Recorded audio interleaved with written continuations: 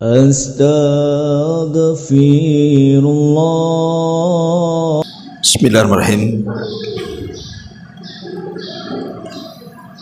Assalamualaikum warahmatullahi wabarakatuh. Alhamdulillah wassalatu wassalamu ala Rasulillah wa ala alihi wa sahbihi wa mawalah wa la hawla wa la quwata illa billahi wa ba'd.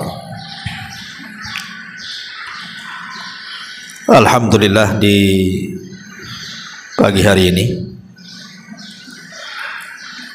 kembali kita bisa duduk untuk bertolabul ilmi, dan pembahasan di pagi hari ini kita akan membahas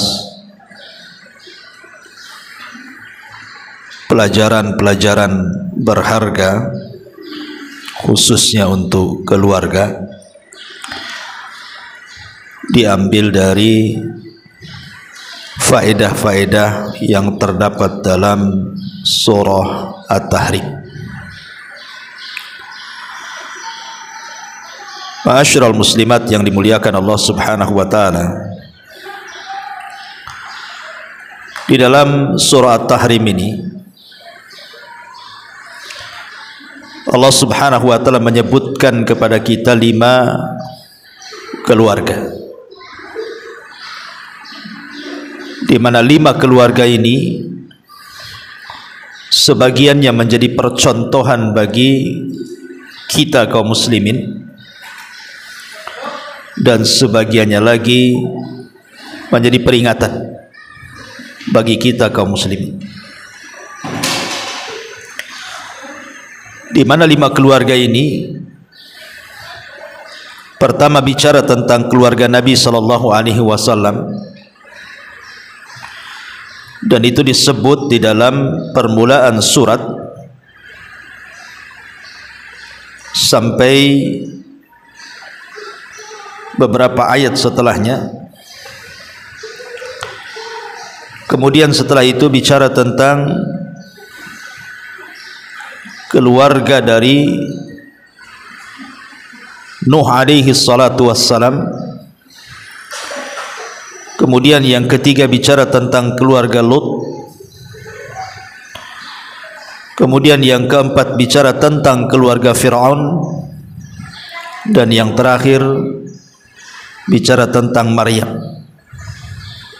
Inilah 5 keluarga yang nanti kita akan bahas dalam surah At-Tahrim ini. Ma'asyiral muslimat yang dimuliakan Allah Subhanahu wa taala, baik, kita akan masuk pada keluarga Nabi. Allah Subhanahu wa taala berfirman di sini, ya ayyuhan nabiyyu lima tuharrimu ma ahallallahu laka tabtaghi mardata azwaji wallahu ghafurur rahim. Wahai Nabi, mengapa engkau haramkan apa yang dihalalkan Allah bagimu? Engkau ingin menyenangkan hati-hati istrimu, dan Allah Maha Pengampun lagi Maha Penyayang. Qad faradallahu lakum tahillata aymanikum wallahu maulakum wa huwal alimul hakim.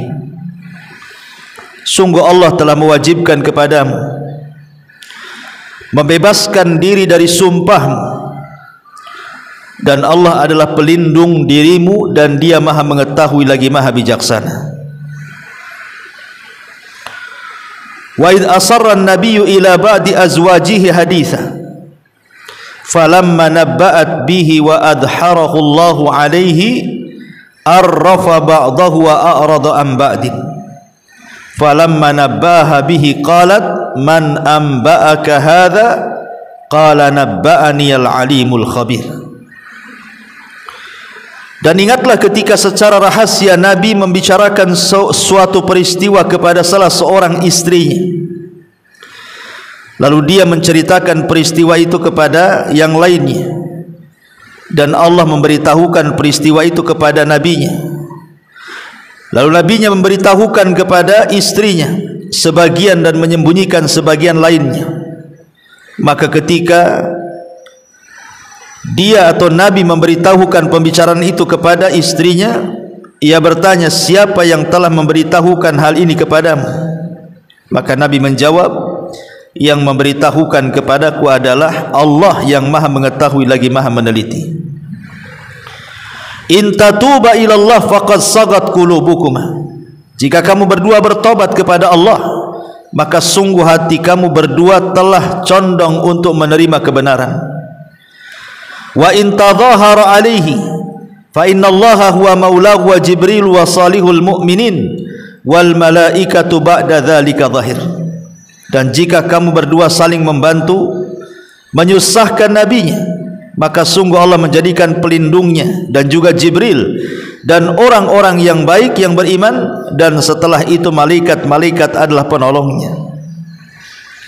Asa rabbuhu in talaqakunna an yubdilahu azwajan khairan minkunna muslimatin mu'minatin qanitatin taibatin abidatin saihatin thayyibati wa abkara.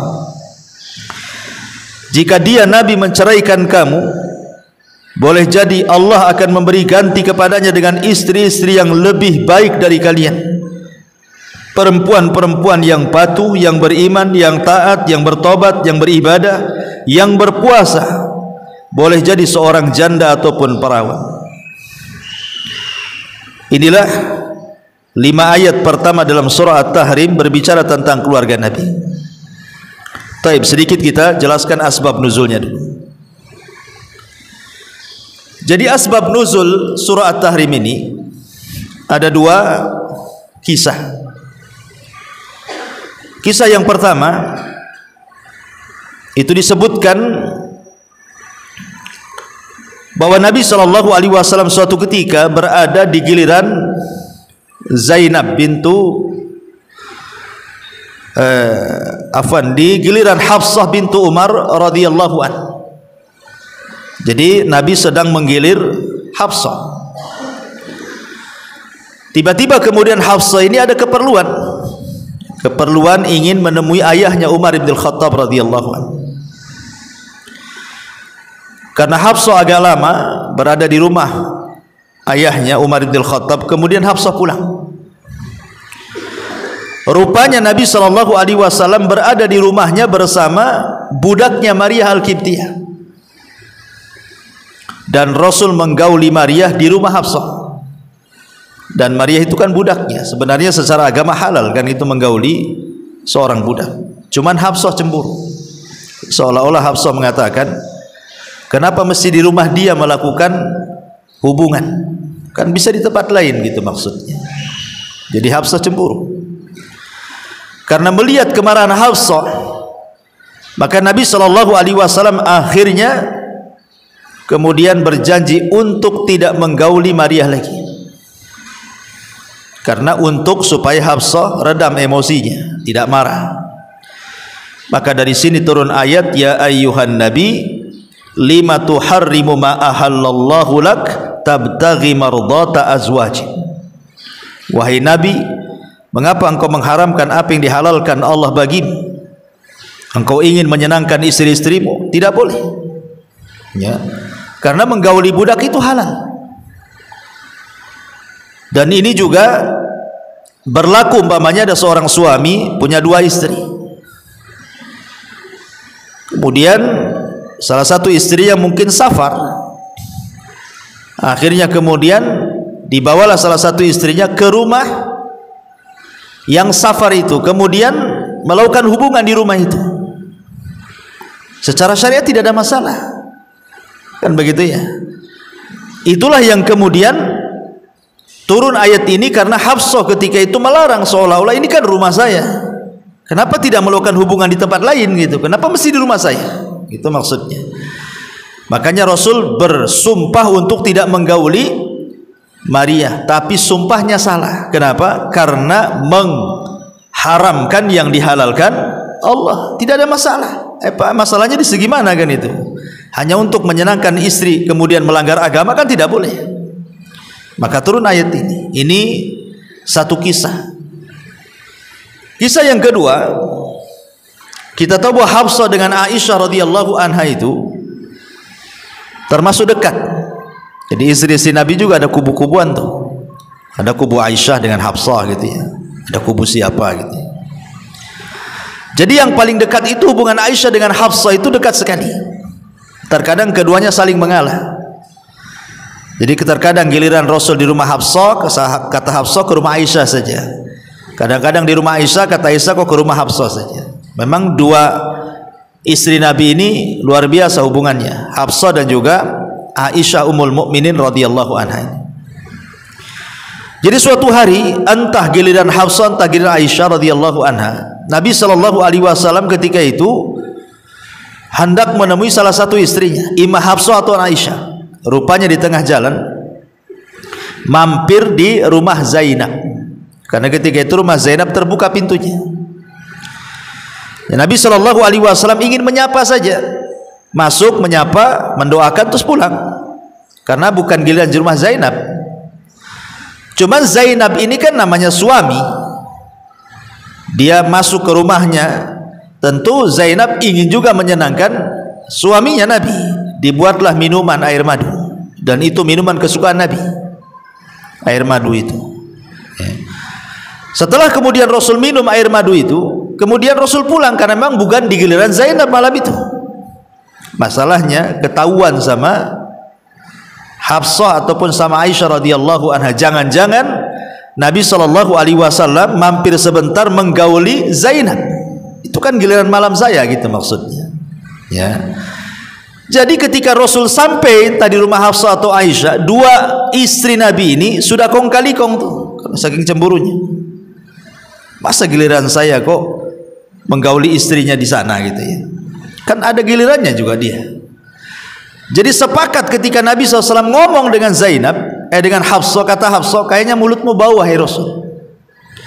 Kamu sudah makan maghafir ya? Maghafir itu semacam makanan enak tapi bau. Mungkin kayak kita makanan pete, kan enak pete itu, tapi kan bau kalau ngomong. Atau jengkol kan enak tapi kan bau gitu ya. Jadi Hafsah ini ngomong, Rasul kau habis makan maghafir ya?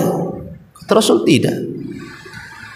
Aku hanya mampir di rumah Zainab minum madu. Oh enggak, kau ini pasti makan maghafir. Aisyah pula menguatkan apa yang dikatakan Hafsah, karena sudah kong kali kong di belakang masalahnya kan.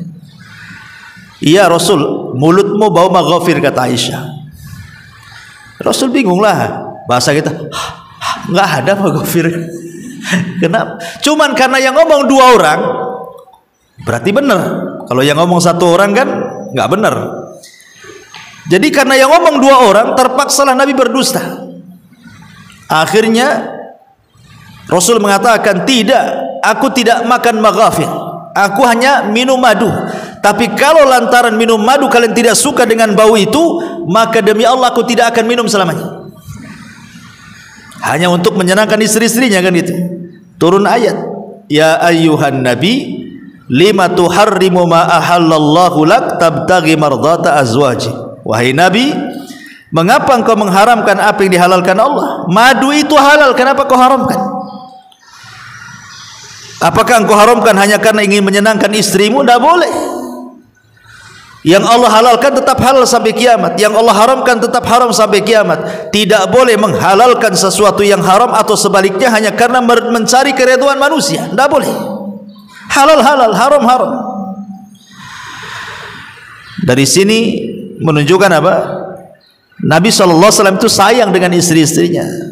Cuman kan terkadang ada seorang suami ini lantaran kepicu oleh seorang istri yang tadinya baik jadi gak baik. Lihat Nabi, karena terpicu oleh istrinya akhirnya mengharamkan yang Allah halalkan. Hati-hati bu, jangan suka mancing-mancing suami itu. Suami itu baik, kalau ibu pancing-pancing bisa jadi jahat ya.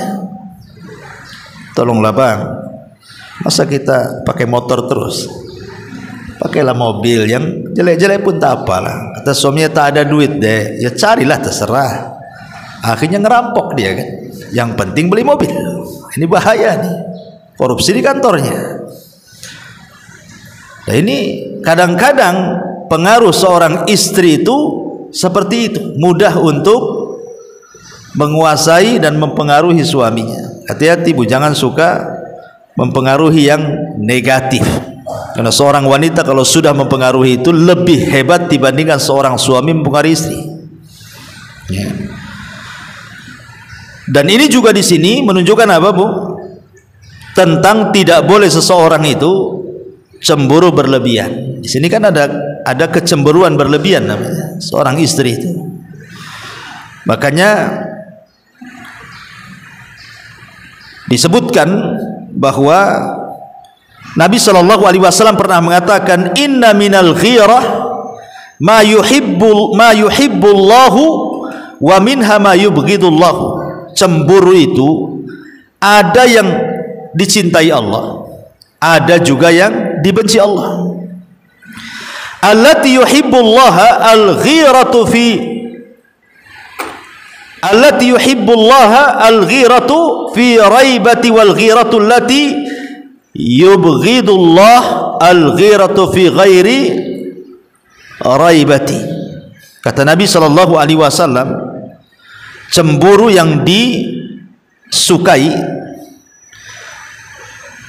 jadi cemburu yang disukai dengan cemburu yang dibenci, gambarannya adalah yang disukai yaitu cemburu tatkala ada sangkaan atau tuduhan, sedangkan yang dibenci adalah yang tidak dilandasi dengan tuduhan atau sangkaan kuat, hanya praduga-praduga saja. Nah, itu cemburu yang tidak baik, ya. Seperti umpamanya sekarang kan dunia handphone tuh Bu, kadang-kadang kan ada SMS nyasar kan, ibu tidak tahu tuh dari siapa tuh. Makanya lihat kalau ada SMS nyasar entah apa-apa tentang suami kan, itu bukti kuatnya ada atau tidak, hanya sekedar prasangka saja. Patut saja nih suami seminggu sudah tak datang, ya, sekarang datang SMS pula. Gitu Bu ya, berarti ada korinahnya di situ ya. Seminggu tak pulang tiba-tiba ada SMS, mungkin cemburu tuh, wajar kan itu ya. Ini suami di rumah terus, tahu ada SMS, kan beda tuh, tidak ada korinahnya di situ kan. Suami hari-hari pulang kok. Yang satunya suami seminggu tak pulang, pas pulang ada SMS pula, tak enak gitu. Nah, maka di situ harus dibedakan mana cemburu yang dicintai, mana cemburu yang tidak dicintai. Karena Nabi Shallallahu Alaihi Wasallam juga pernah bercerita tentang Sa'ad bin Ubadah. Sa'ad bin Ubadah ini pernah mengatakan, "Lau ra'aitu rajulan ma'a imra'ati la dharabtu bisayfi ghaira musaffi." Sekiranya aku melihat seorang laki-laki bersama istriku, niscaya aku akan tebas tuh lehernya dengan pedangku, kata Sa'ad. Maka Nabi SAW mengatakan, tidakkah kalian heran dengan cemburunya Sa'ad? Demi Allah, aku lebih cemburu dibandingkan Sa'ad, dan Allah lebih cemburu dibandingkan aku, katanya. Ini kalau Sa'ad bin Ubadah hidup di zaman sekarang, ibu boncengan sama tukang ojek, kenapa yang terjadi? Habis leher tukang ojek itu. Karena cemburunya luar biasa Sa'ad ibn Ubadah ini, sampai bicara seperti itu. Kenapa? Jelaskan cemburunya, dia sama laki-laki orang. Ya. Makanya ketika di perang Khandaq itu ada seorang yang baru menikah, orang Ansor baru menikah, baru saja dia menikah. Karena sibuk kan menjaga Khandaq, parit, takut musuh masuk. Tapi satu sisi dia mengkhawatirkan istrinya karena baru menikah masalahnya. Jadi dia ngomong sama Rasul, boleh nggak saya jenguk istriku? Kata Rasul, boleh, tapi jangan lupa bawa pedang, takut kau dihadang oleh Bani Quraidah, katanya. Akhirnya dia pun bawa pedang pulang. Pas dia depan rumahnya, istrinya keluar tanpa menggunakan pakaian yang layak untuk keluar rumah. Mungkin biasa ibu kalau keluar rumah kayak gini lah, pakai cadar, pakai bagian. Enggak, mungkin daster rumah, tiba-tiba keluar rumah pakai daster rumah itu. Jadi cemburulah dia. Hampir dia kemudian mau memukul istrinya. Tapi istrinya mengatakan, jangan dulu cemburu kepada aku, lihatlah apa yang terjadi di rumah itu, katanya. Orang Ansor ini cemburu dia, kenapa istrinya keluar pakai pakaian rumah gitu. Tapi istrinya mengatakan, jangan kau cemburu dulu kepadaku, lihat apa yang terjadi dalam rumah itu. Akhirnya kemudian dia masuk ke rumah, rupanya ada ular. Kemudian dia pun menebas ular itu, tapi sebelum pedangnya sampai di kepala ular, ular pula sudah mematuk dia.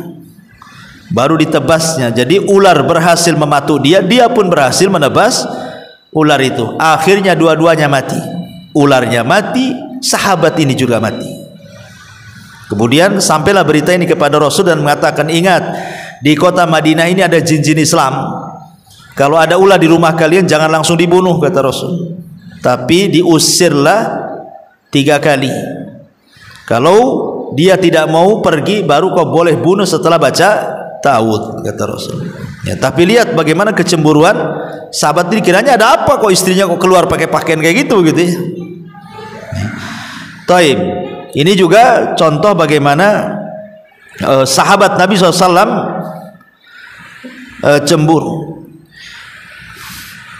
Kemudian juga istri Aisyah radhiyallahu anha ini, kecemburuan Aisyah kan bukan kasus ini saja, banyak ya. Kalau kisah-kisah cemburu istri-istri Nabi itu memang paling banyak itu riwayat Aisyah radhiyallahu anha. Ya wajar, karena Aisyah itu memang gadis sendiri, yang kedua muda sendiri, sehingga cemburunya agak tinggi gitu. Salah satunya ketika Nabi SAW sedang berkumpul bersama para sahabat, tiba-tiba diantar makanan oleh Zainab. Ya mungkin Zainab itu maksudnya, kan Rasul ada tamu. Ya boleh jadi tamu itu di rumah Aisyah tidak ada makanan untuk tamu. Jadi Zainab ya niatnya baik sajalah. Rasul ada tamu, boleh jadi dengan dikirim makanan bisa menjamu tamunya. Tapi Aisyah marah lagi, ini giliran saya, kenapa diantar-antar makanan pula ke rumah saya? Kan itu bahasanya. Memang masa di poligami ini pelik, Bu. Masalah makanan aja ribut gitu.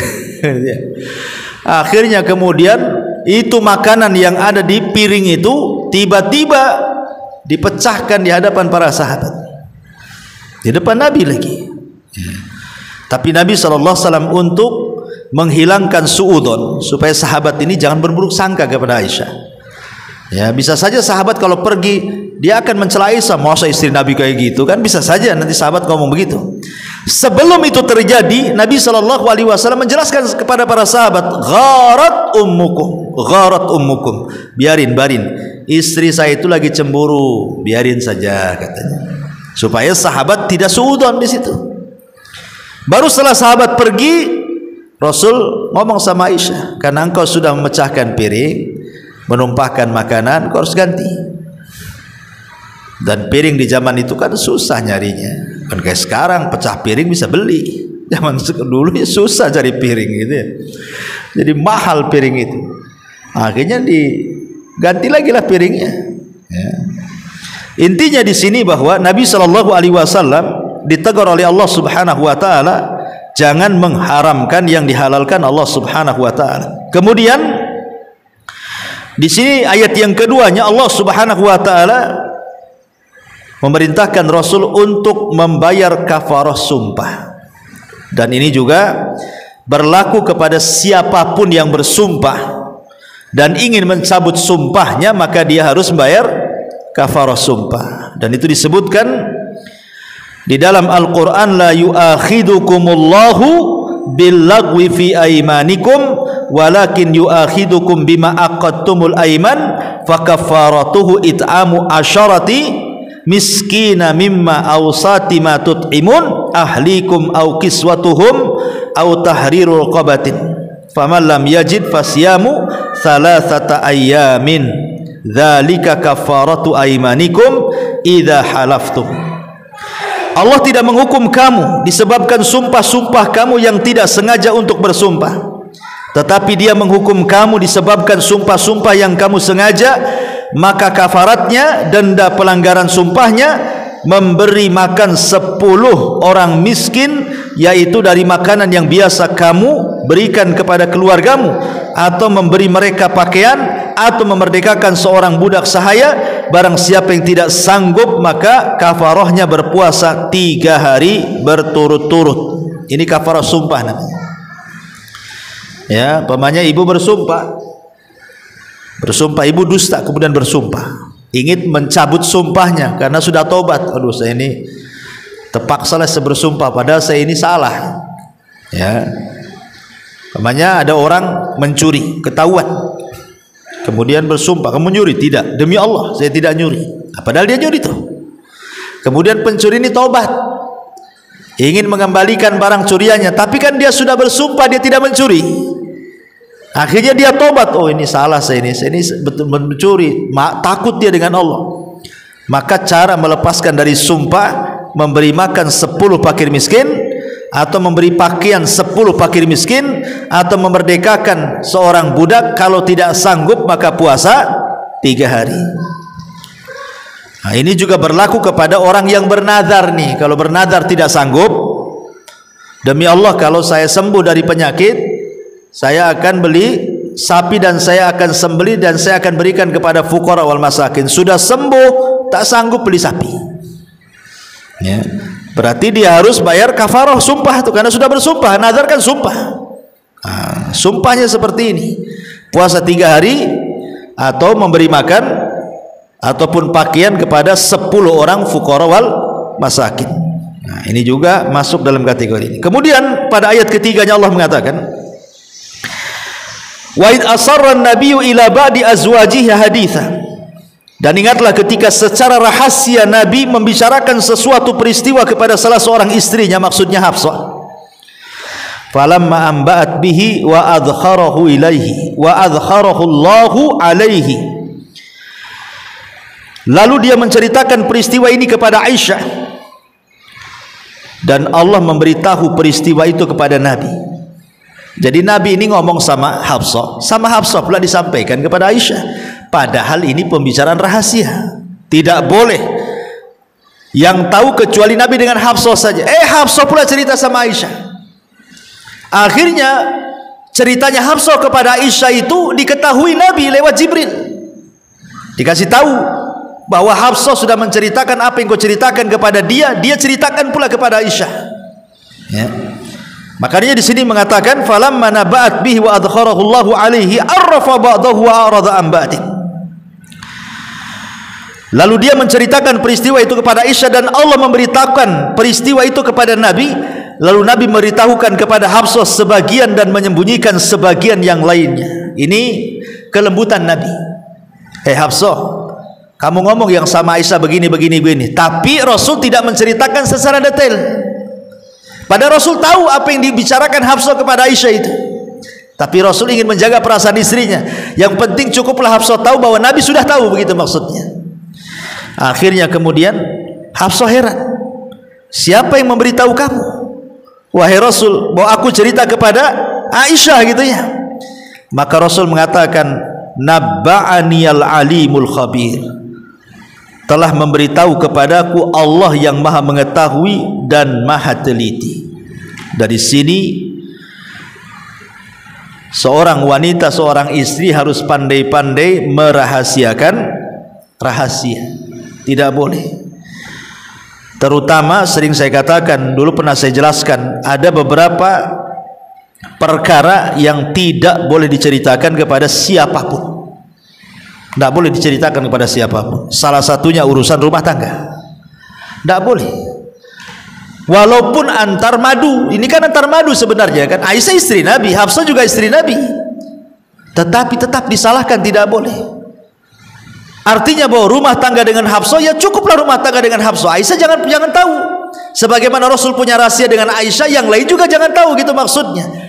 Kalau sesama madu saja tidak boleh, ya bagaimana pula dengan orang yang tidak ada hubungan dengan suami? Ibu menceritakan suami di luar sana, menceritakan ekonominya, walaupun sama mertua, tidak boleh Bu, walaupun sama mertua.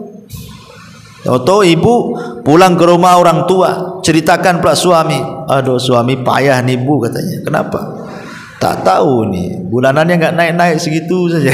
Jangan Bu ya, jangan diceritakan mau bulanannya sekian-sekian, itu rahasia ibu dengan suami. Kenapa? Karena terkadang orang tua Bu yang tadinya senang ketemu dengan ibu, ketika ibu menceritakan kesusahan dengan suami, jadi tidak suka dia, akhirnya sedih. Ya kan?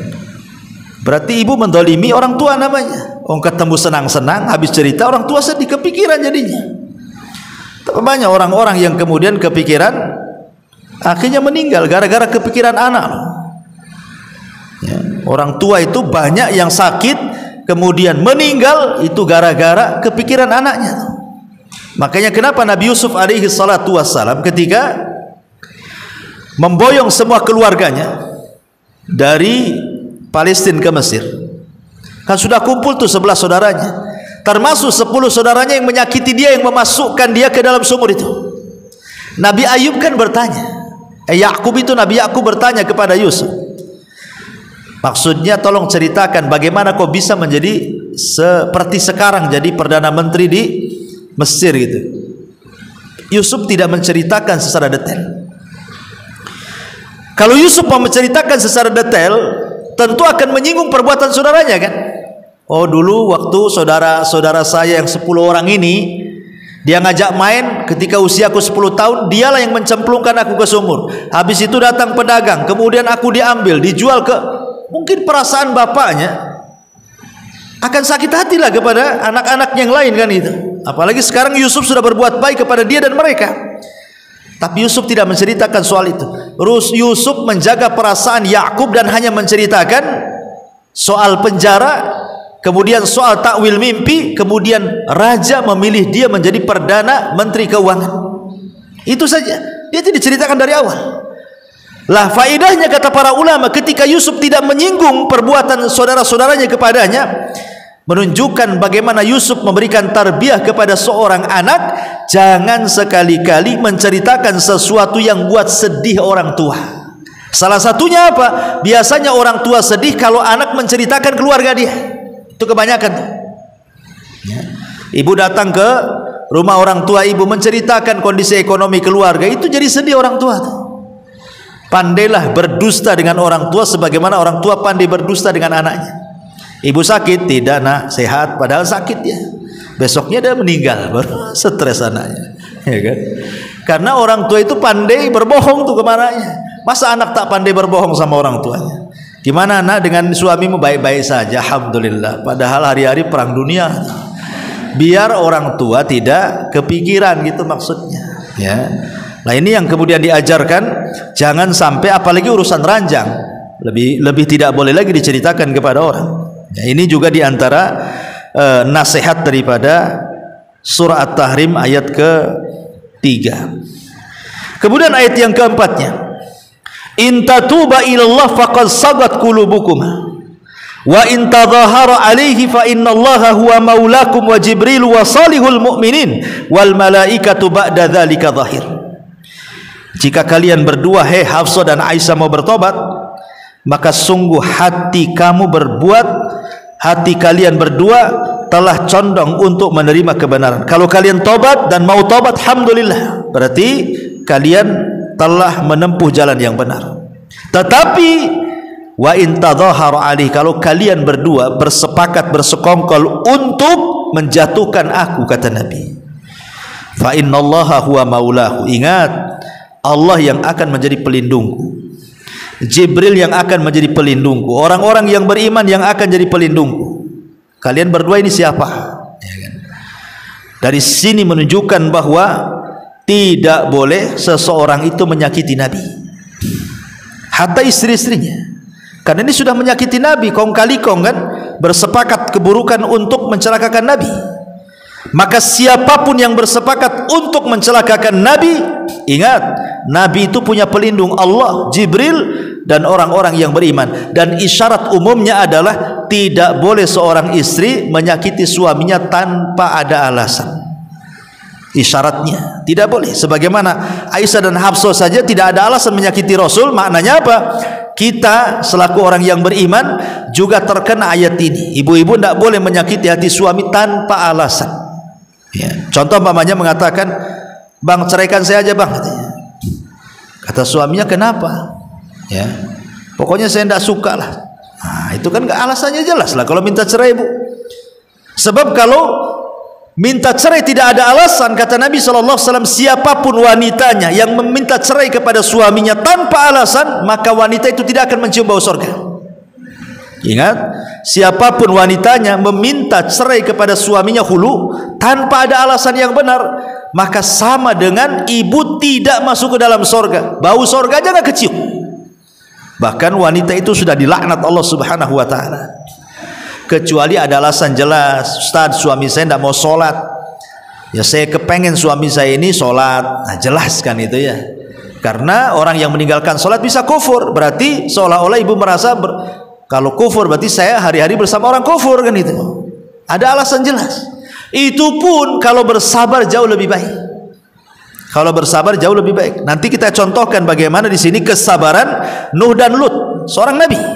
Istrinya kufur kepada keduanya, tapi tidak diceraikan oleh Nuh. Tidak diceraikan oleh Lut. Padahal istrinya sudah jelas-jelas kufur itu, berkhianat kepada keduanya, kan? Tetapi Nuh dan Lut tidak menceraikan.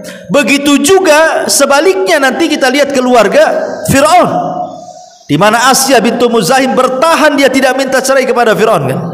Dia bertahan dengan keimanannya. Maka kalau bersabar jauh lebih baik lagi. Nah, di sini ada isyarat tentang taubat, ya, tentang taubatan nasuha. Jadi kalau memang seorang istri itu sudah berbuat salah kepada suami, maka bertobatlah dengan taubatan nasuha. Taib. Kemudian ayat yang kelimanya, asa rabbuhu in tallaqakunna an yubdilahu azwajan khairan minkunna muslimatin mu'minatin qanitatin taibatin abidatin saihatin thayyibatin wa abkara. Kemudian di sini Allah menyebutkan tentang sifat-sifat wanita muslimah yang bagus. Jika Nabi menceraikan kamu, boleh jadi Tuhan akan memberikan ganti kepadanya dengan istri-istri yang lebih baik. Kemudian dicontohkan sifat-sifatnya.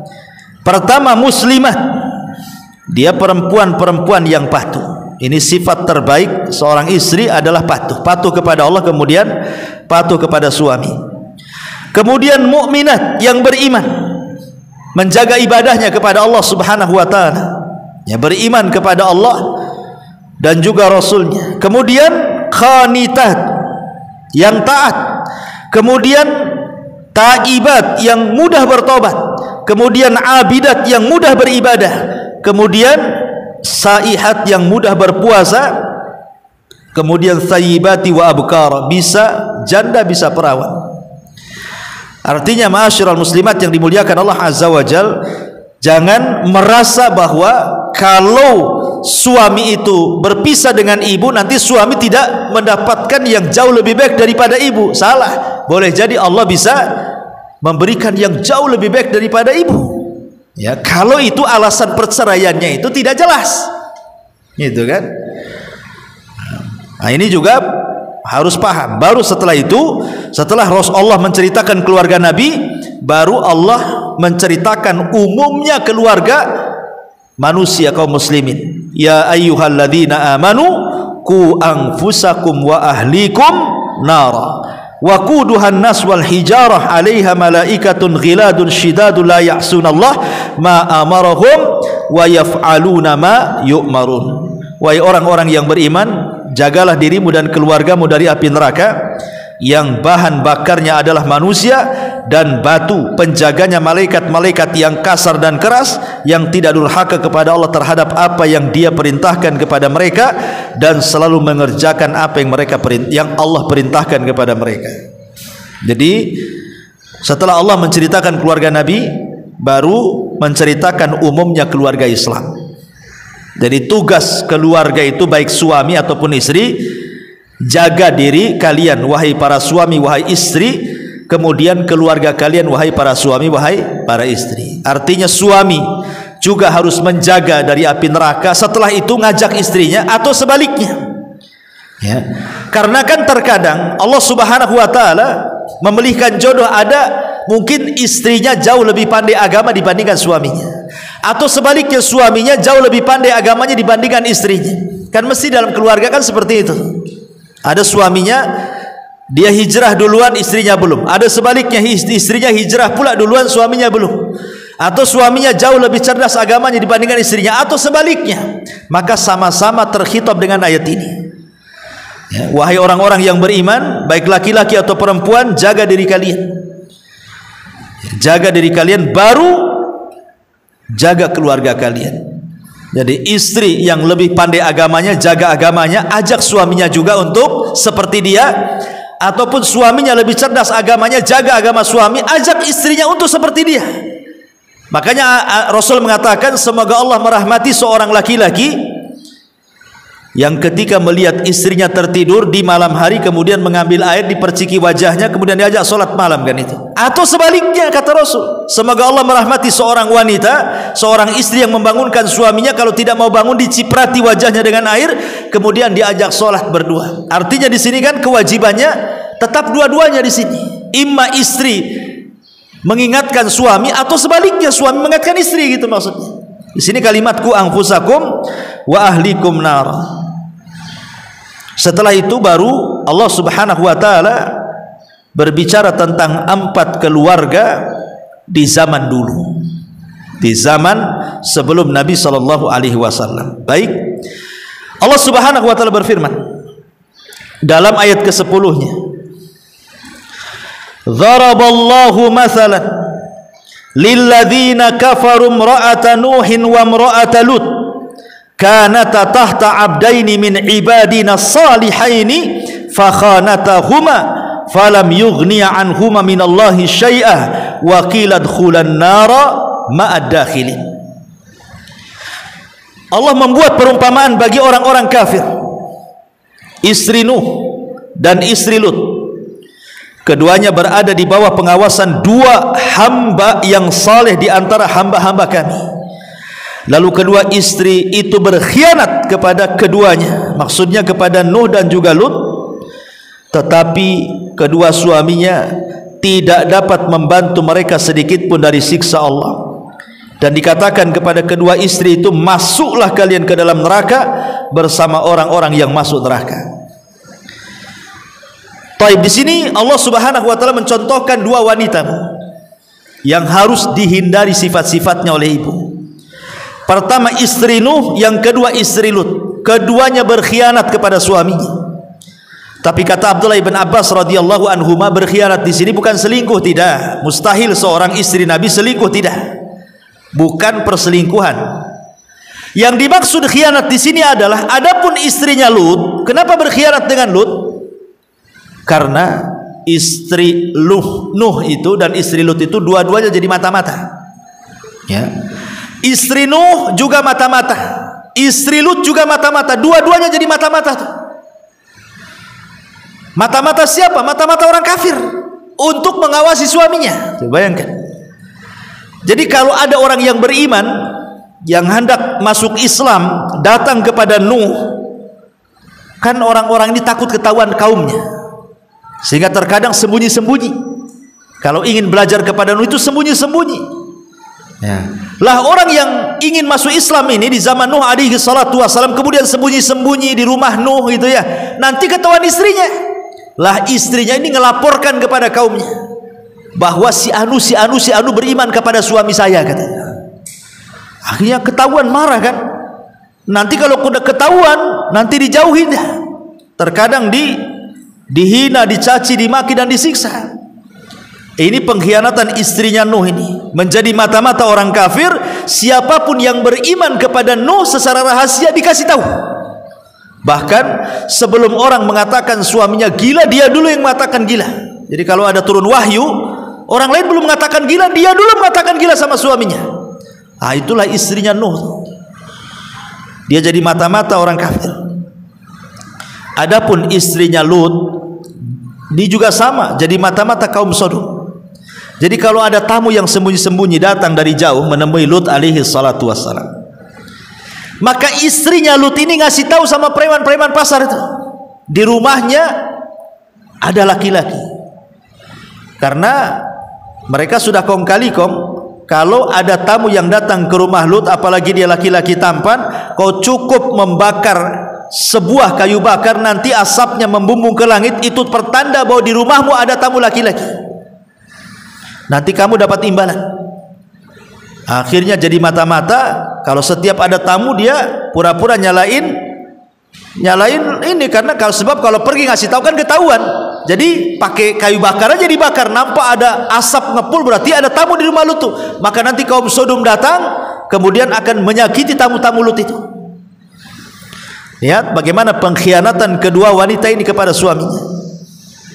Dari sini, kalau istrinya Nuh, dia tidak sabar dengan agama.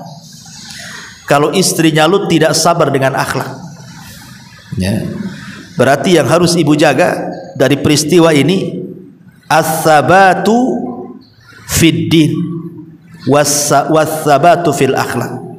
Ya, faedahnya apa? Kuatkan agama ibu, kuatkan akhlak ibu.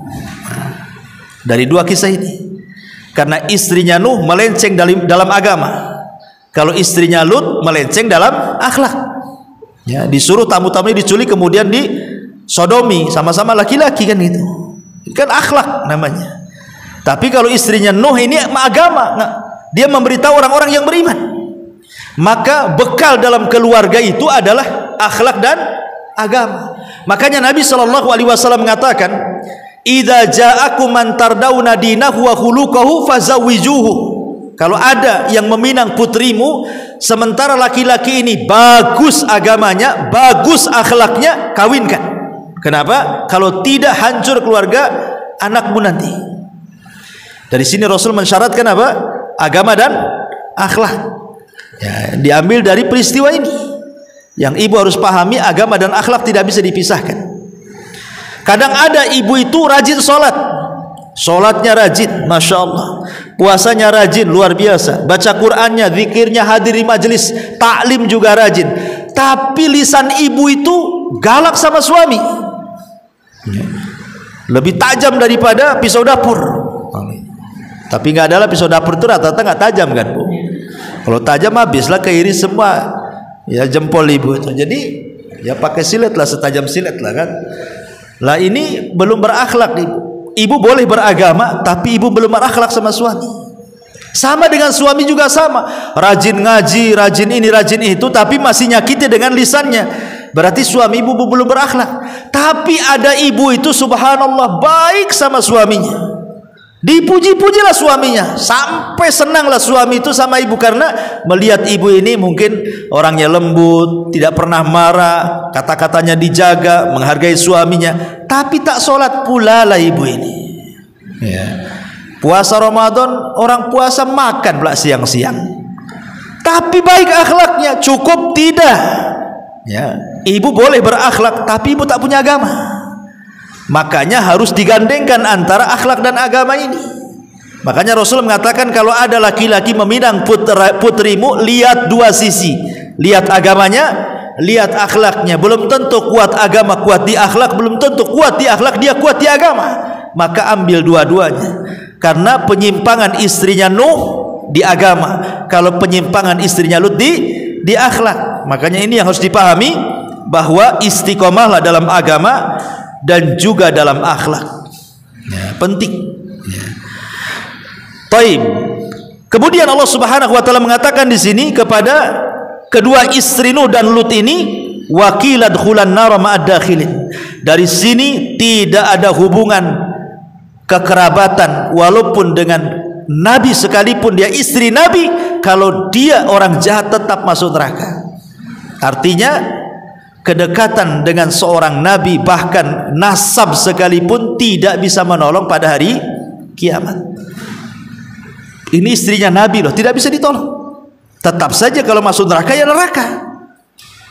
Karena Allah yang mengatakan kepada Nabi SAW, innaka la tahdi man ahbabta walakinnallaha yahdi man yasha. Hai Muhammad, engkau tidak bisa memberikan hidayah kepada orang yang kau cintai, karena hidayah itu hanya milik Allah. Ketika Rasul sedih dengan kematian Abu Talib dan meminta kepada untuk diampuni dosa-dosanya, malah Allah turunkan ayat makana lin nabi an yastaghfiru lil musyrikina walau kanu ulil qurba. Tidak layak bagi seorang nabi untuk memintakan ampun kepada orang musyrik walaupun mereka keluarga dekat, ya.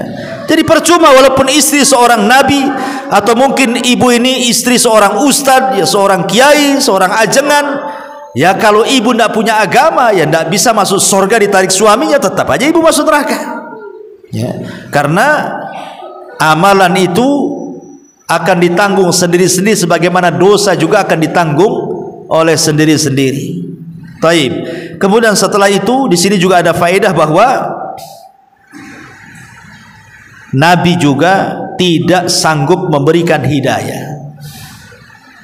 Nabi juga tidak sanggup memberikan hidayah. Dari sini Bu, pelajaran kalau ibu ini punya suami baik, sudah ngaji, sudah dapat hidayah gitu ya, maka ibu juga harus berubah ikut suaminya ya.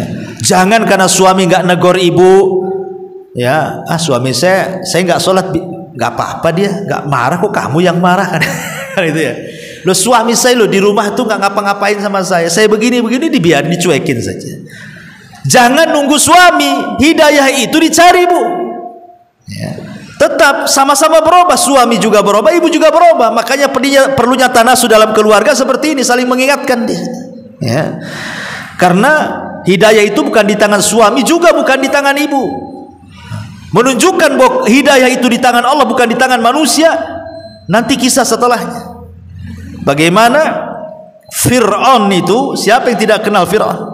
Tapi istrinya dapat hidayah.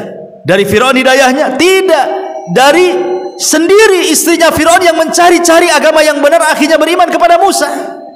Jadi tidak boleh seorang istri itu hanya berpikir, suami saya diam saja, suami saya tidak menegur saya, ya sudahlah saya seperti ini. Tidak, berubah ya, berubah dengan sendiri. Kemudian di sini juga ada faedah. Jadi wanita itu harus sabar dan juga harus berusaha untuk menghilangkan keinginan dunia. Karena dua perkara kenapa wanita itu, pertama nanti di akhir zaman kebanyakan pengikut Dajjal itu wanita. Yang kedua, di neraka kebanyakan yang masuk neraka itu perempuan. Ini harus dipahami oleh ibu ya. Para pengikut Dajjal itu kebanyakan perempuan, dan para penghuni neraka itu kebanyakan perempuan. Kenapa sebabnya coba? Kenapa sebabnya nanti di akhir zaman para perempuan itu, ibu-ibu itu banyak jadi pengikut Dajjal, di akhirat pula paling banyak menjadi penghuni neraka. Ada dua alasan. Adapun kenapa di akhirat dia tidak kebanyakan masuk surga, justru kebanyakan masuk neraka, karena perempuan ini mudah kufur. Ini alasannya. Satu, mudah kufur kepada perintah Allah, dan kufur setelah itu kepada perintah suami. Kemudian yang kedua, adapun di akhir zaman kenapa wanita itu kebanyakan masuk surga? Karena wanita itu kurang sabar dari urusan dunia. Sabar dari urusan dunia, pengennya cepat-cepat. Kalau ibu kepengen tas itu, kalau bisa hari ini minta dibeli gitu ya. Kalau pengen gelang, kalung, tetangga nampak kuning-kuning, dia pun pengen kuning juga. Kalau bisa dikuningkan badannya dari atas ke bawah, dia tidak sabar.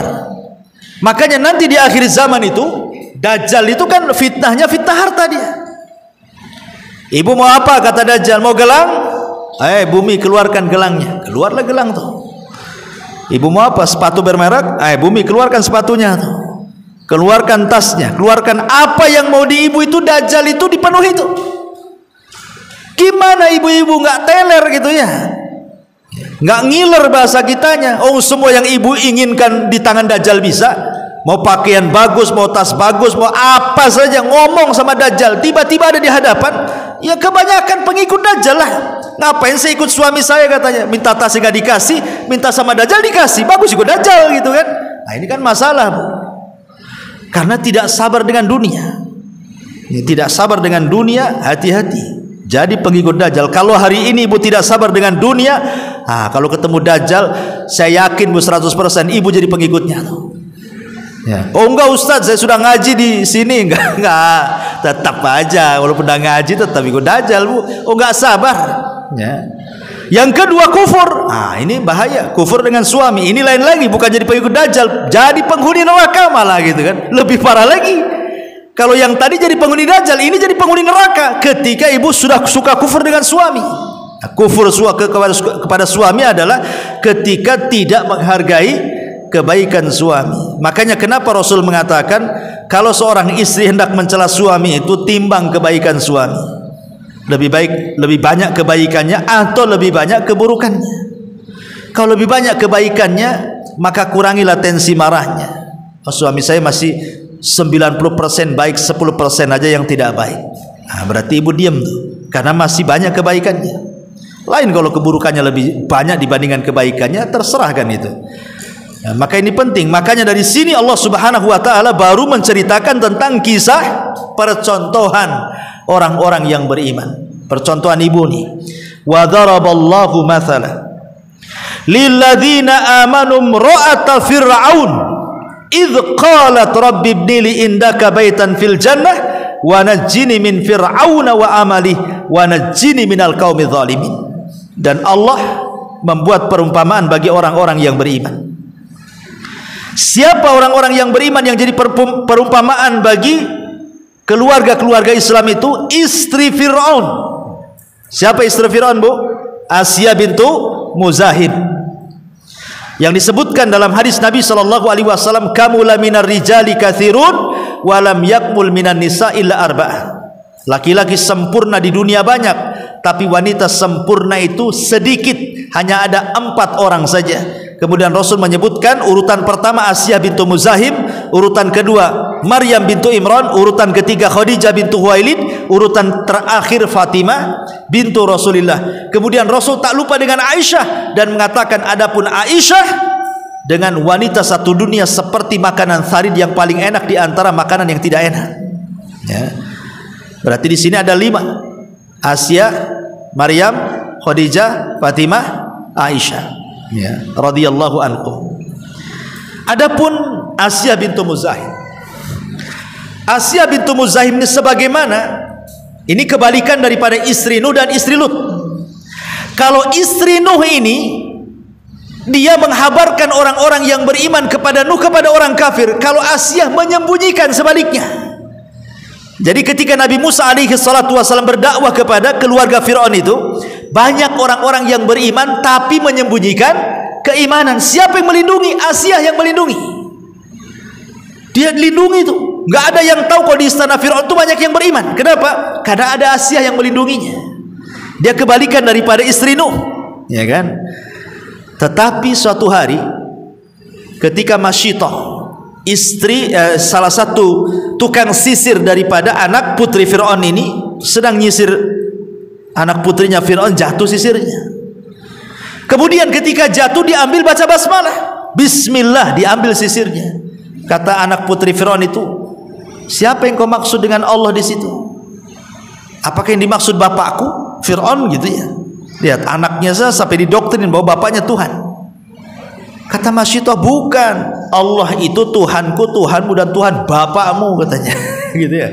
Akhirnya kemudian marah nih anak putrinya. Oh, kalau gitu kau mengingkari ketuhanan bapakku, kau laporkan kau kepada bapakku, katanya. Akhirnya dilaporkan kepada bapaknya, ditangkap Masyitah. Lah, ketika ditangkap ini diinterogasi. Siapa-siapa yang beriman seperti dia? Akhirnya karena tidak tahan dengan azab kan, dibocorkan sifulan-sifulan sampai kepada Asiyah bintu Muzahim. Akhirnya ketahuan gara-gara Masyitah ini. Tapi Masyitah diberikan kesabaran oleh Allah. Dia disuruh murtad tak mau, sampai anaknya satu persatu dilempar ke kuali, digoreng hidup-hidup, tidak juga murtad.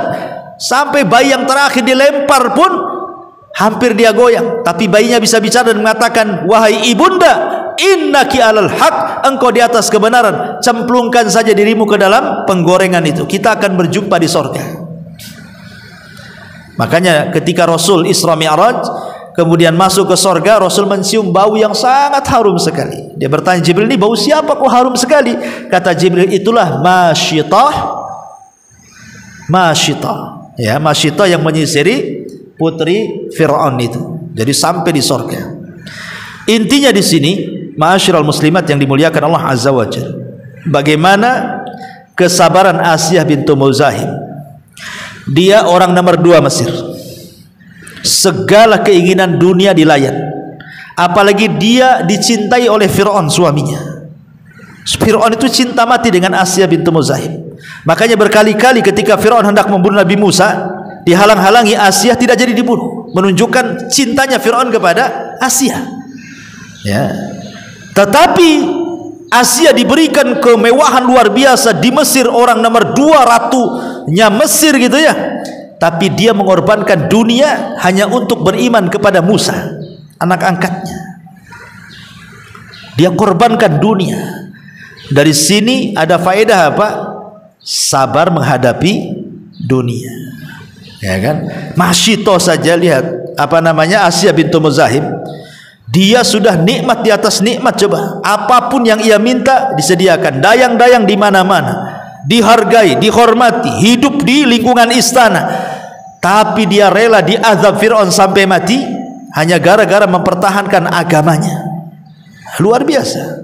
Kalau di zaman sekarang tidak, ya, dia tidak bisa mempertahankan agamanya dan siap pindah agama asal ada uang, ada rumah, ada mobil, ada tas, ada emas, macam-macam. Siap saya berpindah, sediakan saja rumahnya. Kapan kamu minta murtad, saya murtad. Nah, itu zaman sekarang tuh.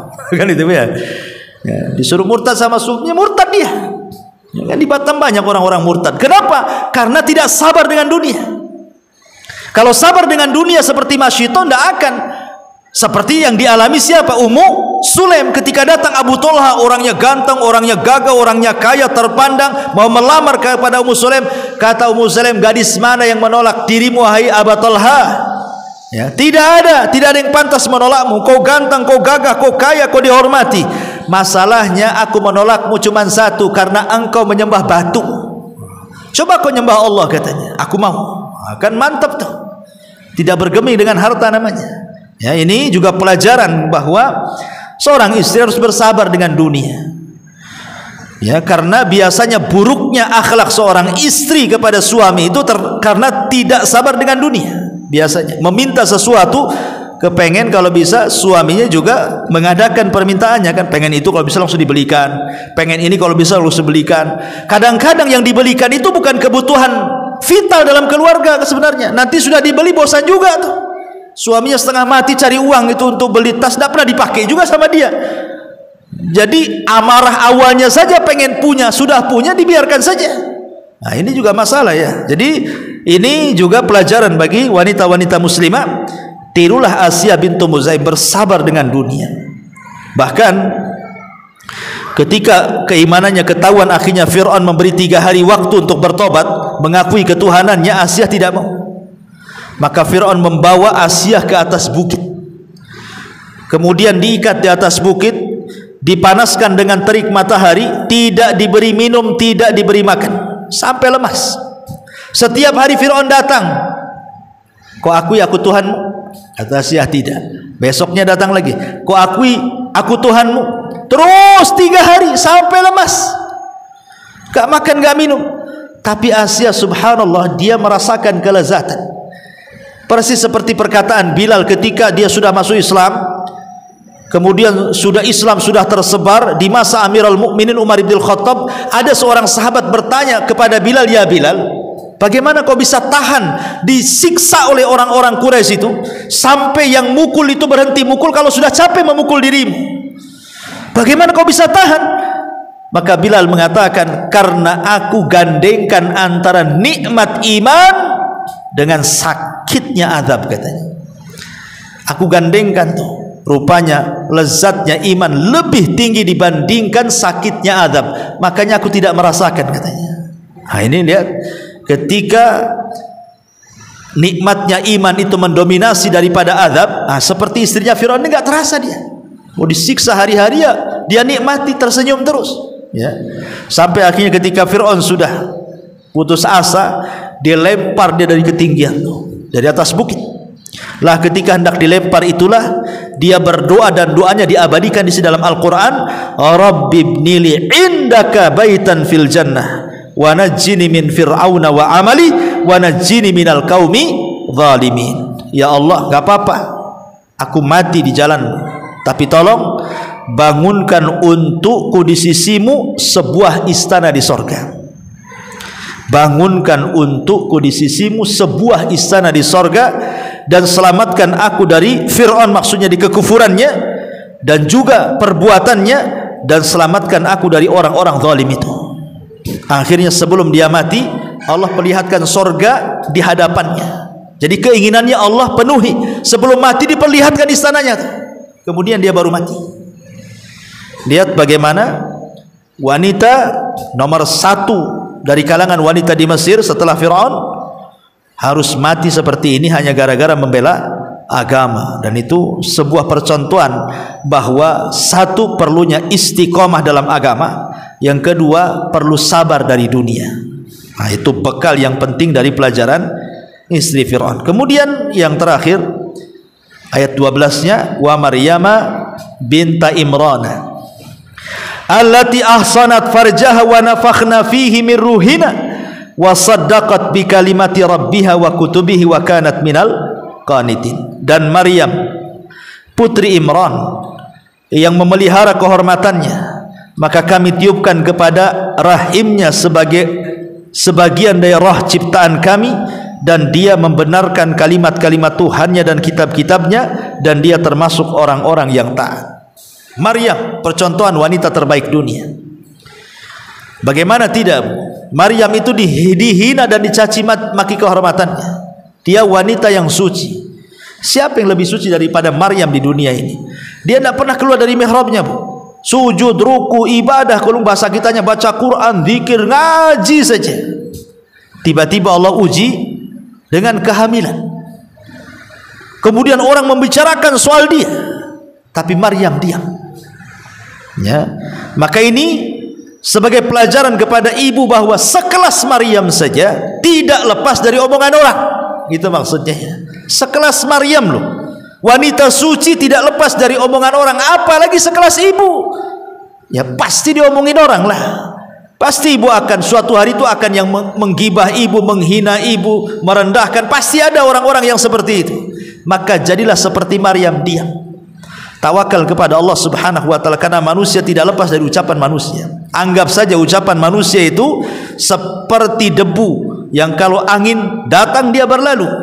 Dia bicara kepada kita itu karena lagi ada syahwatnya saja. Lama-lama diam juga, lama-lama capek juga. Tidak mungkinlah diciptakan tuh ngomong sama ibu saja, kan enggak. Lama-lama pindah rumah juga itu, berhenti juga dia bicara. Doakan saja suruh pindah dia. Ya Allah pindahkan orang ini, ya Allah pindahkan orang ini. Biar nanti kan pindah rumah kan lain lagi yang dibicarakan. Sudah lupa pula sama ibu juga. Ya. Atau ya Allah buat sariawan mulutnya ya Allah, biar dia diam. Ya. Intinya bahwa di sini ada 4 keluarga. Satu, terkadang ada orang baik hidup di tengah-tengah orang jahat. Yang kedua, terkadang ada orang jahat hidup di tengah-tengah orang baik. Yang ketiga, terkadang ada orang jahat berjumpa dengan orang jahat, ada orang baik pula berjumpa dengan orang baik. Seperti itulah keluarga. Terkadang istrinya baik, suaminya pula tak baik. Seperti siapa? Asya bintu Muzahim, istrinya baik, suaminya pula Fir'aunnya umat ini. Kemudian yang kedua terbalik, istrinya pula jahat, suaminya pula baik. Seperti istri Nuh, istri Lut, itu istrinya jahat, suaminya baik. Ataupun sebaliknya, istrinya baik, di tengah-tengah suami yang baik, seperti Rasulullah. Istri-istrinya baik, ya kan? Suaminya juga baik. Itulah keluarga Nabi SAW yang patut ditiru. Tapi ada yang Allah takdirkan istrinya jahat, suaminya pula jahat. Seperti siapa? Abu Jahal, Abu Lahab. Ya, memang tidak disebutkan di sini, tetapi kisah Abu Lahab juga dicantumkan dalam Al-Quran kan. Dua-duanya masuk neraka tuh, Abu Lahab dan istrinya Arwah bintu Harbin, atau dikenal dengan Ummu Jamil tuh. Ya, orang jahat ketemu orang jahat. Ya, mudah-mudahan kita seperti rumah tangga Rasul. Ibu baik, suami juga baik. Itulah cerminan daripada keluarga, sakinah, mawaddah, dan juga rahmah. Inilah diantara faedah dari surah At-Tahrim. Taib. Sebelum saya tutup, kalau ada yang bertanya silakan.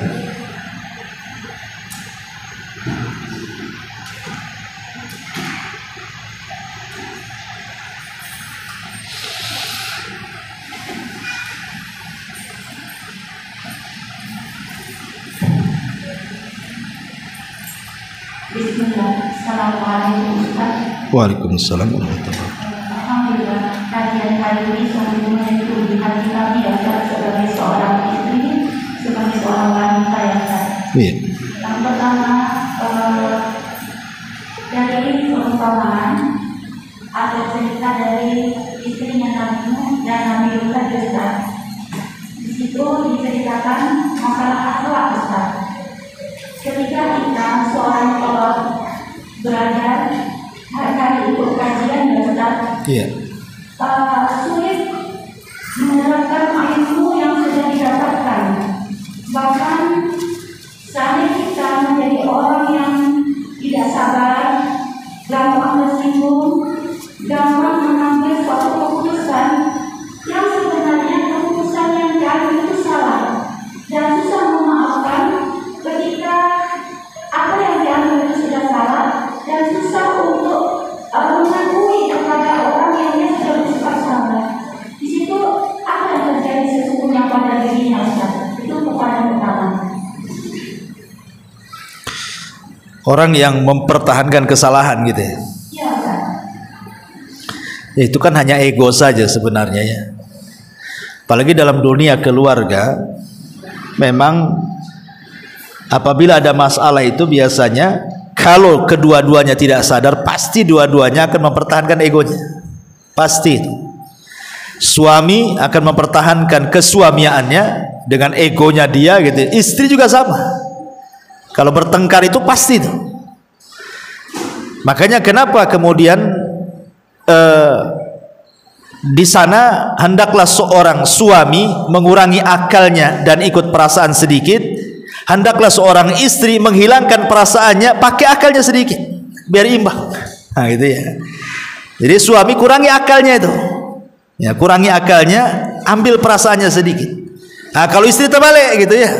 Coba kurangi perasaannya, pakai akalnya sedikit. Jadi seimbang di situ ya kan. Karena ketika kemudian suami hanya pakai akal, tidak pakai perasaan, tidak ada sayang di situ. Merasa benar dengan akal dia. Ya.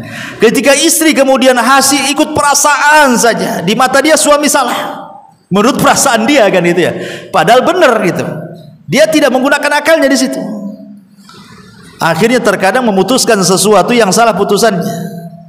Makanya suami bolehlah kalian pakai akal, tetapi juga adalah perasaan supaya dilihat sayangnya, ada sayangnya. Ketika dimutuskan sebuah perkara dengan akalnya bukan berarti menghilangkan perasaannya. Terkadang keputusan itu memang perlu ya, tapi kalau tidak melihat perasaan, terkadang keputusan yang tegas itu justru menghancurkan rumah tangga. Begitu juga seorang wanita kalau terus ikut perasaannya, nggak ikut akalnya, nanti akan menyesal tuh. Berapa banyak seorang wanita itu dengan mengikuti perasaannya akhirnya memutuskan untuk bercerai. Setelah ditalak suaminya nyesal pula dia ingin balik. Nyesal kan itu banyak itu kayak gitu kan. Karena belum tentu juga itu keputusan terbaik bagi dia. Makanya memang dua-duanya harus masing-masing ngurangi egonya memang. Suami ya juga harus nurunin egonya, perempuan juga sama kurang lebih. Walaupun dalam hal ini memang ada sabda Nabi SAW bahwa asal wanita itu kan lebih lembut karena ikut perasaan dibandingkan suami lebih keras karena pakai akal, sehingga kelembutannya yang mendominasi kerasnya akal suami. Makanya Rasul mengatakan kalau seandainya ada pertengkaran di suami istri, anggaplah dia yang salah itu di pihak suami, tapi suami tidak mengakuinya, maka kalahkan dengan kelembutannya. Suami ini nggak mengakui kesalahan dia karena kerasnya dengan akal dia, maka kalahkan kekerasan suami itu dengan kelembutan ibu. Makanya kata Rasulullah, mintalah maaf, katakan kepada suami, saya tidak bisa tidur sampai kau maafkan aku. Kan begitu hadisnya kan? Ya, ambil tangan suami, kemudian katakan kepada suami, saya tidak akan melepaskan tanganmu sampai kau maafkan aku. Padahal yang salah suami. Untuk apa? Untuk mengalahkan kekerasan dengan kelembutan. Karena maka narifku fi syai'in illa zanah, kata Rasul. Tidaklah sebuah kelembutan menghiasi sebuah kekerasan, pasti akan menghiasinya. Tapi kalau suami sudah keras, ibu pula menghilangkan kelembutan, tak bisa itu piring ketemu piring, Bu. Pecah dua-duanya. Kan itu. Wah, iya. Kalau ini terjadi di antara pertemanan, iya. Itu bagaimana kalau Gimana?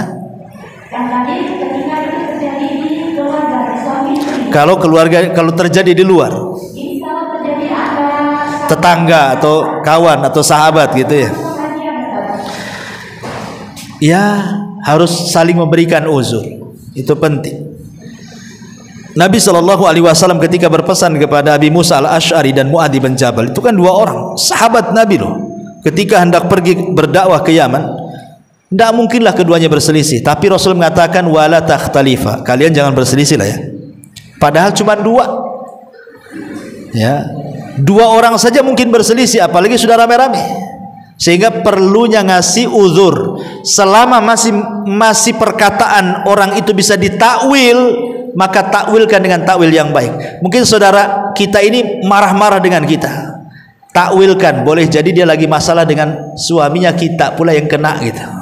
Nah, takwil seperti itu. Mungkin lagi emosi dia, mungkin lagi ada urusan dengan suaminya itu, dia muntahkan pula di sini gitu. Kasihlah uzur gitu maksudnya, cari ya. Kalau memang ada 100 uzur, kasih 100 uzur. Itu perkataan Umar nih. Kalau ada perkataan saudaramu dan masih dibawa kepada yang baik takwilnya, takwilkan dengan kebaikan. Sebab kalau melihat ucapan manusia, lihat dohirnya saja, nggak akan ada orang berkawan dengan kita. Makanya ketika muridnya Imam Syafi'i datang kepada Imam Syafi'i yang sedang sakit, tiba-tiba kemudian Imam Syafi'i ini mendengar muridnya mendoakan qawallahu dha'faka ya imam. Qawwa itu artinya ada dua, bisa maknanya memarahkan penyakitnya, bisa maknanya mengangkat penyakitnya. Jadi maksudnya apa ini? Kau mendoakan keburukan kepada saya supaya cepat mati, atau kau sedang mendoakan kebaikan supaya saya cepat sehat? Karena kalimat qawwa itu memungkinkan dua makna. Kan gitu ya. Qawallahu dha'faka ya imam. Semoga Allah menguatkan penyakitmu. Jadi kata Imam Syafi'i, apa maksudnya menguatkan penyakit? Maksudnya menguatkan supaya aku cepat mati, atau menguatkan maksudnya supaya penyakitnya hilang? Kan itu ya.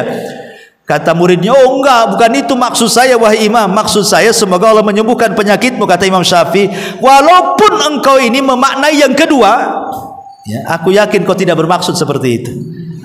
Kata Imam Syafi'i, aku yakin kau tidak bermaksud seperti itu. Padahal jelas-jelas itu kalimatnya kan ya. Apalagi hanya sekedar kalimat sindiran, ya kita kasih uzur saja lah ya. Mungkin hari ini nggak tahu, mungkin habis makan obat apa di rumah tuh. Mungkin dia overdosis apa, kasih uzur saja. Kalau semua ucapan manusia dikomentari, ributlah satu dunia ini. Wallahu a'lam. Ya. Kita sudah sering mendengar dan sering kajian, jika itu terjadi pada diri anak ya Ustaz, anak merasa tersinggung dengan perkataan seseorang, padahal perkataan seseorang itu belum tentu benar. Terus padahal yang tadi orang tersebut sudah minta maaf, sudah menceritakan halnya begini begitu, tapi anak itu tidak mau memaafkan, tidak mau memahami dengan teman lagi. Itu apa yang terjadi pada diri anak sesungguhnya Ustaz? Jika itu terjadi pada Itu ada setannya di badannya. Karena setan itu tidak mau orang akur. Karena janji setan itu kalau aku disujudi oleh anak Adam, kayaknya sudah nggak bisa lagi. Apalagi orang sudah ngaji kayak ibu, suruh sujud sama setan yang berhala, itu tidak mungkin. Sehingga setan itu cuma punya satu senjata, walakin bitahrisi bainakum, akan buat mereka berselisih. Karena suruh sujud tak mau, apalagi suruh bid'ah nggak mau. Suruh syirik sudah tauhid, suruh bid'ah sudah sunnah. Suruh maksiat rajin pula ke pengajian. Cemana nih cara ganggunya nih? Kata setan, walakin bitahrisi bainakum, akan buat mereka berselisih, kata setan. Kan itu ya. Memang setan seperti itu. Udah minta maaf, ya sebenarnya manusiawi Bu. Terkadang orang yang disakiti tidak memaafkan, itu manusiawi. Manusiawi sekali. Ibu disakiti tidak ngasih maaf, ya wajar sebenarnya kan. Kan sakitnya di sini Bu. Di mana lagi kalau nggak di sini? Sakit orang disakiti kan. Ya tetapi kan kalau seandainya ngasih maaf itu ya lebih baik. Kalaupun tidak ngasih maaf, jangan ditampakkan ibu tidak suka dengan dia. Dia tampakkan saja saya memaafkan dia, seolah-olah seperti itu, walaupun hati ibu dongkol gitu ya. Jangan ditampakkan ibu ketidaksukaannya. Walaupun dalam hati kan itu wajar, manusiawi sekali. Ya, Nabi SAW saja disakiti orang, dan Rasul berdoa kepada Allah, selama mereka menyakitiku ini bukan bagian azabmu ya Rabb, aku tidak ada masalah. Tapi jangan kau buat ini azabmu kepada aku sehingga orang itu memaki-maki aku. Ya, artinya bahwa kalau kita ngasih maaf ya lebih baik, kalaupun tidak ngasih maaf ya nggak apa-apa, tapi jangan kemudian tidak terbedakan mana orang baik mana orang jahat. Jangan sampai tidak terbedakan mana orang baik mana orang jahat. Maksudnya begini Bu, kalau dia menyakiti ibu, jangan ibu balik menyakiti dia. Kalaupun ibu tidak maafkan nggak apa-apa, tapi jangan dibalas gitu maksudnya, supaya terbedakan orang berakal dengan yang tidak berakal gitu, orang baik dengan orang jahat. Tapi kalau lebih daripada itu memaafkan jauh lebih baik lagi. Kalaupun tidak maafkan tidak ada masalah. Ya, tapi jangan balas kebaikan kejahatan dengan kejahatan. Kalaupun harus membalas Bu, maka boleh kita membalas, tetapi dengan kejahatan yang sama saja. Ya, seperti yang sering saya contohkan, kalau ada orang ngomong sama ibu, oh dasar ibu ini anak buaya. Ibu ngomong, kau yang buaya, selesai. Kan dia cuma satu ngomong aja, buaya saja. Nah, kecuali kalau dia dua binatang, oh dasar anak buaya sama anak kerbau. Kau juga anak buaya dan anak kerbau, nggak apa-apa. Ya, tapi jangan ibu tambah, kok ini anak buaya, anak kerbau, anak rusa, anak apa, anak semua. Nah itu berarti ibu lebih kejam lagi dibandingkan dia. Jadi boleh, tetapi kejahatannya sama, nggak berlebih. Kalau lebih itu jadi kita yang jahat, dia yang kurang jahat jadinya. Ya, wayak. Masih mengenai kita sebagai madrasah. Hari tadi kita ikut pengajian di sana di sini. Tapi akhlak dan adab itu tidak dijaga Ustaz. Bahkan terkadang dia memutuskan persaudaraan di antara teman-temannya yang dia sendiri tahu, misalnya Ustaz, teman-temannya itu sepengajian, selalu mengingat nama Allah, selalu berzikir, dan dia tahu sendiri apa yang dilakukan teman-temannya keseharian. Dan ketika seseorang itu emosi, dia lupa Ustaz, apa makna dia untuk menuntut ilmu, sehingga terjadi sesuatu hal sehingga dia memisahkan diri dan menjauh dari teman-teman yang soleh tadi. Itu bagaimana dengan orang tersebut Ustaz? Apakah akhlaknya yang besar atau dirinya apa yang seperti kita katakan tadi, jin memang sudah menguasai dirinya? Ya, alhamdulillah, orang jauh dari pengajian ini kadang-kadang kan banyak masalah. Ya, kita berhusnudzon saja. Kalau ada saudara kita sering mengaji tiba-tiba hilang, ya kan, kita berhusnudzon saja lah Bu. Kita doakan saja, mudah-mudahan dia mau kembali ngaji. Mungkin ada masalah ekonomi dengan suaminya atau keluarganya, atau ada masalah lain. Kasih 1000 uzur dulu sama orang itu. Ya. Yang kedua, cobalah kita ziarah ke dia. Jadi biar kita tahu alasannya apa. Kalau memang ada benang kusut bisa ditarik, ya alhamdulillah, sampai kita tahu masalahnya. Apa Ustaz? Iya. Ini orang itu masih ikut ngaji tapi punya akhlak yang dunia. Iya, maksudnya begini, saya satu-satu dulu. Ya, sampai kemudian tahu masalahnya apa, ya. Baru kemudian kita urai. Kalau memang masalahnya hanya masalah, kan kadang-kadang ada orang itu dia tidak suka hadir di pengajian, bukan karena pengajiannya, bukan karena tempatnya, tapi karena ada si fulanah. Saya tidak suka melihat dia. Coba dia nggak ada, saya hadir. Kalau dia ada, saya malas hadir. Karena ada orang yang seperti itu. Dia hadir itu nengok-nengok dulu, ada nggak si Anu? Oh ada, malas saya dengan si Anu katanya. Ada nggak hari ini? Nggak ada. Oh dia yang datang. Ya. Kemudian ketika dia yang datang, si Anunya juga, oh dia datang, malas lah ada dia. Kan gitu ya. Ada orang gara-gara satu orang akhirnya majelis taklimnya yang ditinggalkan. Ya, tapi ada juga yang satu majelis seperti yang ibu katakan tadi, dia masih hadir. Ya. Tapi terkadang ada masalah dengan kawannya, entah masalah, dibedakanlah masalahnya apa. Kalau masalah-masalah dunia, masalah-masalah dunia dengan masalah-masalah agama ini beda. Kalau hanya masalah dunia gara-gara mungkin saingan apa di luar sana, itu selesaikanlah. Ya, urusan dia kan. Tapi kalau sudah masalah agama ini bahaya. Ada masalah apa kalau masalah agama? Ya, sementara sama-sama satu pengajian kok bermasalah. Satu ustadznya juga ngaji sama dia, kitab yang dikaji juga sama, Quran yang dikaji juga sama, hadis yang dikaji. Kenapa berselisih? Ada masalah apa? Kecuali karena jeleknya hati saja tuh. Kalau hatinya baik kan tidak mungkin dia seperti itu. Tapi kalau urusan dunia ya mungkin juga. Mungkin saingan di Facebook jualannya sama-sama jualan bawang kan, nggak tahu juga gitu ya. Atau sama-sama jualan apa gitu ya, tersaingi ya. Dan itu pun tidak bagus juga kan gitu, berselisih gara-gara dunia. Tidak lebih mulia. Ya, jadi sebenarnya perselisihan itu sebenarnya adalah benangnya itu bisa ditarik kalau masih satu pengajian. Yang beda itu kalau sudah berbeda pengajian dan menyesatkan satu yang lainnya, itu yang jadi masalah. Akan sulit ketemu. Kenapa nggak ngaji di sana? Malas di sana. Ya, ustadznya sesat katanya. Itu susah tuh. Kalau sudah nyesatin. Tapi kalau masih satu pengajian, kenapa nggak bersatu? Hati-hatinya gitu ya. Wallahu a'lam. Ya, saya kira cukup Om. Saya ada kajian masalahnya di Marbella habis duhur ini. Subhanakallahumma bihamdika asyhadu an la ilaha illa anta astaghfiruka wa atubu ilaik. Allah ta'ala. Assalamualaikum warahmatullahi